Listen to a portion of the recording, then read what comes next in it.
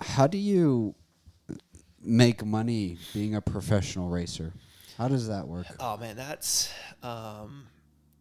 nearly impossible. It seems like it. I'm gonna be 100% honest Yeah. with you. Yeah, that one's hard. If you're good at social media and like, there's two sides of it. Like you can be really good at social media or you can Yeah. win. Yeah. If you're winning and you're crazy and you're doing all the crazy stuff and like just showing out, like winning's the easiest thing to do, right? Right. Like to get help, to get sponsorships. But not everybody can win. Right. It takes a lot. I was gonna say I think like Ken Block is probably one of the best examples of. Yeah. I mean he was a competitive. He was Yeah. a Yeah, he winner. went and did rallycross stuff. But and also rally. like I think he's more well known for his crazy YouTube videos Exactly. and stuff. Yeah. Yeah. So like pulling off a crazy stunt or something definitely lands you. But being really good on social media and marketing somebody's product, right? Like that's the end goal. Yeah. And again, it's just something that growing up, you're watching NASCAR, road racing, Formula One, and you're going, this is the all time, like these guys are the best, the best.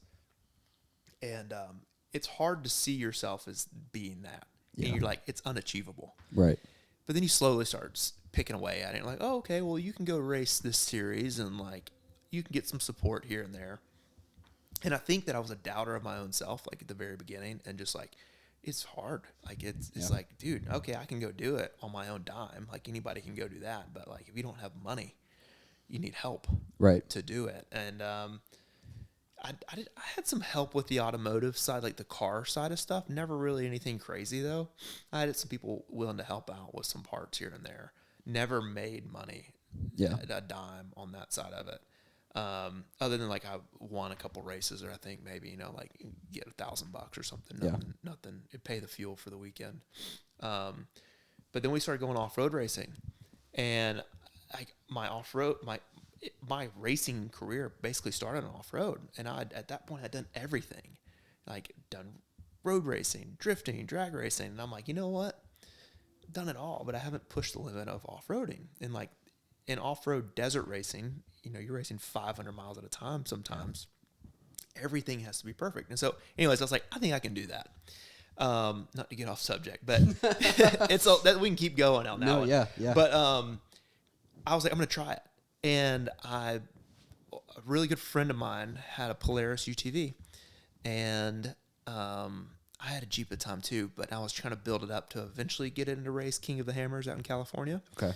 And he came to me, that my friend did. He's like, hey, I got a Polaris UTV. I'm without a job right now. I need to move it. And I'm like, oh my God, he wants $20,000 for this thing. Yeah. He's like, $8,000. And I'm like, okay. Call the bank, like get a quick loan. Yeah. Get it. And I'm like, this thing is fun. And the next day there's a race going on in Coleman at Stony Lonesome. And I'm like, let's go try it. And I'm like, I'm not good enough. Like, that's just my thought process. I'm like, I've never done it. I've never done these things. They had like a sportsman class and a pro class. Well, I entered a sportsman class and I think I won it. Okay. And I was like, oh, okay. Maybe I'm not. Can I enter the pro class too? Yeah. Like, yeah, sure. And I think I got like top 5 in the pro class. I was like, dang, okay. And I had some friends that had fab shops and stuff. And he was like, dude, I'll take care of you. I'm going to start doing it. So that's like the sponsorship stuff just started coming about. And so he was building this car for me. And then I went in and I started, I went to a huge Ultra 4 race and I pulled in, and I'm getting to the sponsorship stuff, I promise you. No. Keep going. But I keep going. pulled into this race in Indiana, Badlands Off-Road Park. And I'm in my wife's Toyota Sequoia with an open trailer loaded to the max. I'm sleeping in the Sequoia. It's just me. I don't have a pit crew. I don't have anything. And I have the car. And we just got done building it. And I pull in, and there's 18-wheelers stacked in the entire pits. And I'm like, oh, shoot. this is I can't do this. Yeah. I call my wife before I even pull them apart. I'm like, I'm coming home. She's like, what? No, you just drove 10 hours. You can't go home. I'm like, I'm out of my place. I can't do it. I'm not going to compete. It's going to be embarrassing. She's like, just go. Just do it. It's fine. So I did, and I ended up meeting some people, and it was the good push. I got 3rd at that race. Wow. I was like rookie of the year in Ultra 4, and like everybody thought it was a fluke.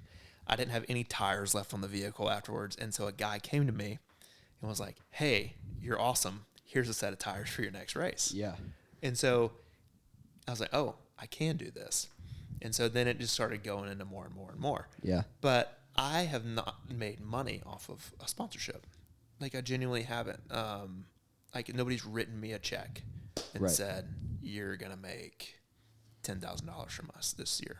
But I think I don't have the right connections, or I'm not approaching them the right way, you know, Right. or I'm just, my self-doubt alone Yeah. can kind of bring that down. Yeah. It's a real thing. Yeah. Like, you know, I can't do that. Like, oh, you're doing it, but I'm probably not good enough. Right. Right. And that's bad, but it's a real thing. You No, know? yeah. Like, it's just the struggles that we face, because there's guys that don't do as well as me. They don't post on social media that well. And they're like, oh, I'm getting $30,000 from such or such company a year. Yeah. I'm like, how? Yeah. But I'm going to be honest with you. It's who you know. Yeah. It's just what it boils down to. Yeah. And so me being from Alabama, trying to race on a particularly off-road or West Coast based off-road scene, you don't get the recognition Right. that you deserve. So Right. it's tough, but I had a bunch of companies just helping me out, you know, like, oh yeah, man, we'll take care of anything you need. So I'd get suspension covered and tuning, and Polaris ended up coming on board, and like they give me a good parts discount and machine discount. Then up until recently though, like last year, it was a pretty good deal. I had all my race entries paid for, Oh, huge. which is huge. I had somebody helping out with my fuel.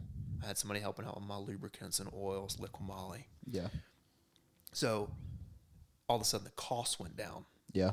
from 100,000 to Yeah. 80,000. Yeah. You know. Yeah.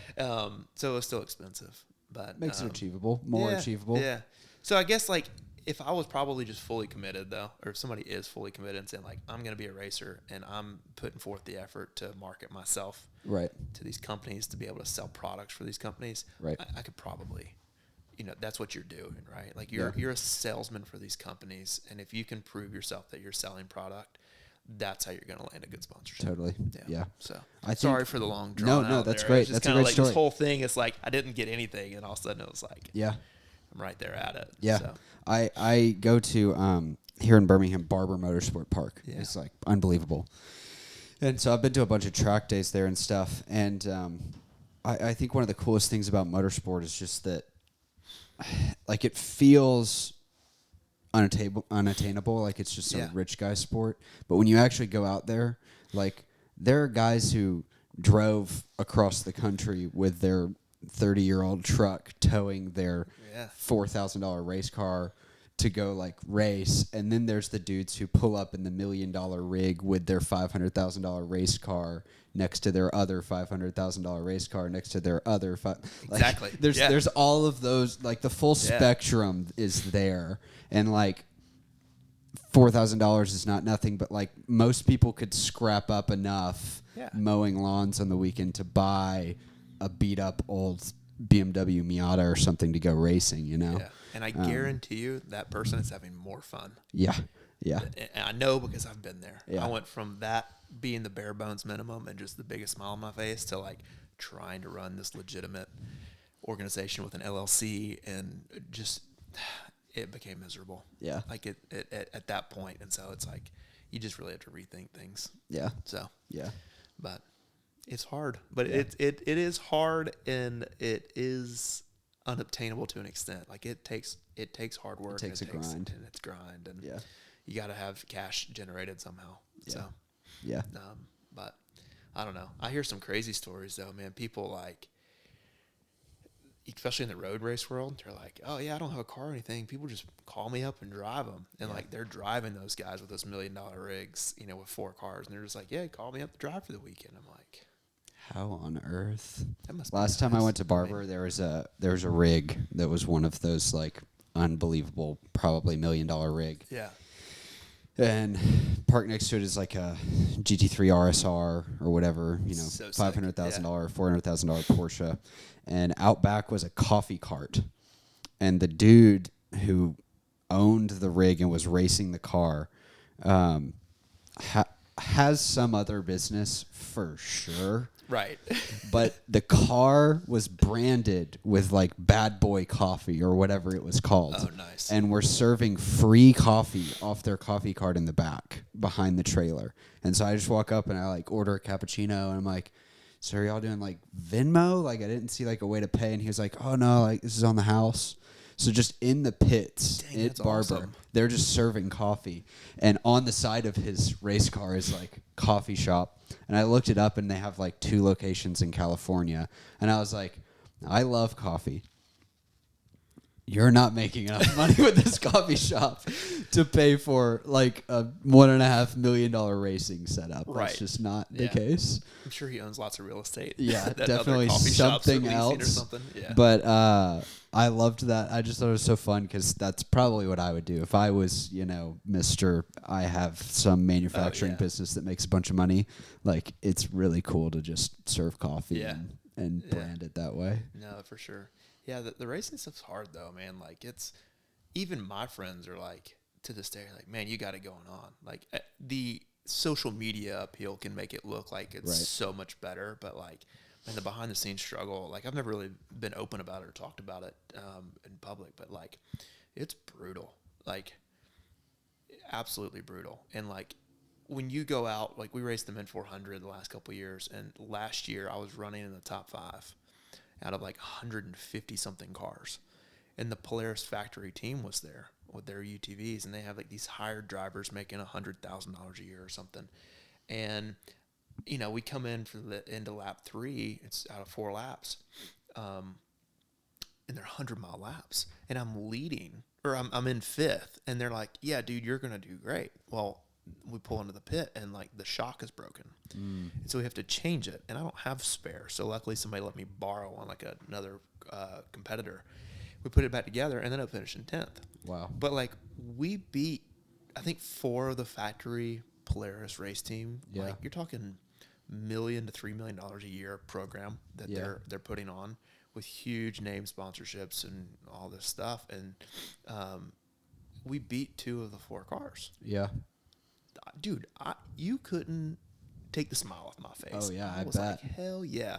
But nobody cares. Yeah. At the same time. So I feel like this is one of the funny parts about motorsport too is like it's a little bit different with soccer, basketball, football. Yes, you can pay to do like the crazy training camps and do all that kind of stuff, but like there's really a world where you can outwork the guys who have more money to get the spot on the team or whatever. right. Hard work always outperforms talent. Yes, absolutely. And you can do that in motorsports, but not to the same extent because like the machines just cost so much money. Yeah. So it's like there's so many. Like I met a dude one time in Switzerland. It's a long story, but I got to go to the Geneva Motor Show and do a that's Make-A-Wish trip. It was really cool. Yeah.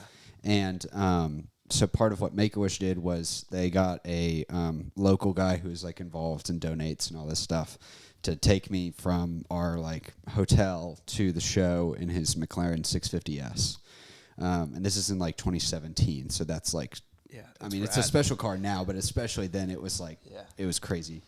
And he is very successful in business. He had a McLaren and RS6. Like he had probably 5 or 6 cars, and they're all worth hundreds of thousands of dollars. And he was talking about how his kid was into karting, and that's the path that you go down usually to get into F1. Yeah. And he said he literally ran out of money. Like his kid was doing well and was competitive, but he reached this next level, and the go-karts are, $1 million or whatever it is. Yeah. The Formula 2 cars are $1 million. Formula 3, yeah. Yeah, and he just couldn't keep up. And this is a dude who has a lot of money, and is in Switzerland, and just couldn't keep up. Yeah, that's a tough one. I mean, I think the Daily Driven Exotics guys, they did a interview with a guy that was like coming up in the Formula 1 ranks and starting karting, and I think he's in Formula 3 or Formula 2 now, and he's like a U.S.-based competitor. Talking about the same thing, but just imagine being a father and trying to help your kid's dream be achieved, and all of a sudden you go, I can't do it anymore. Yeah. Like And that's kind of where my racing is paused right now. It's like making sure that I can deliver that to my kids. Yeah. That's a whole other thing. So. Yeah.